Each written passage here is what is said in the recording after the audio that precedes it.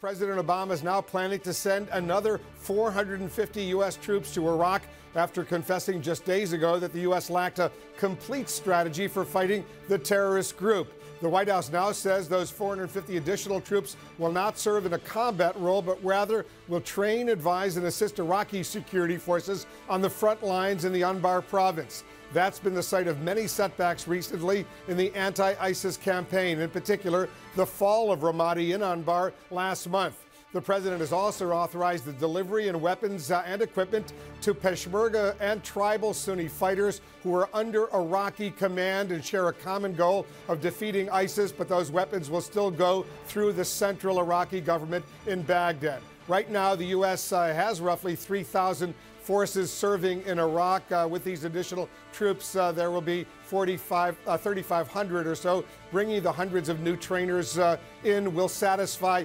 not necessarily satisfy the critics, though, who say the U.S. needs to be fighting more on the front lines and have spotters on the front lines to help in the air war against ISIS. Let's talk a little bit more about this latest strategy by the White House and the Pentagon. Joining us from West Palm Beach in Florida, retired Lieutenant Colonel James Reese, CNN Global Affairs analyst and former Delta Force commander. Also joining us from Irvine, California, Bob Baer. He's our CNN intelligence and security analyst, a former CIA operative. Guys, thanks very much for joining us. Colonel Reese, on Monday, the president at that news conference in Germany said there was a lack of good Sunni recruits, said it was delaying the strategy in Iraq. Today, the White House says that more trainers will be sent directly to Anbar province to start directly training those Sunnis. Colonel, what changed between Monday and today? Because on Monday, the president said there were more U.S. trainers than needed. They can't even find the recruits.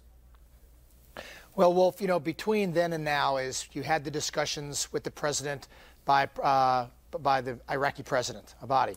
He knew that. He's asking for help. I'm sorry, the prime minister, correct. And we've known that. And Central Command and the Pentagon has had they've got these phase plans going in. They're set with these things. So if the president makes a decision, they can move quickly.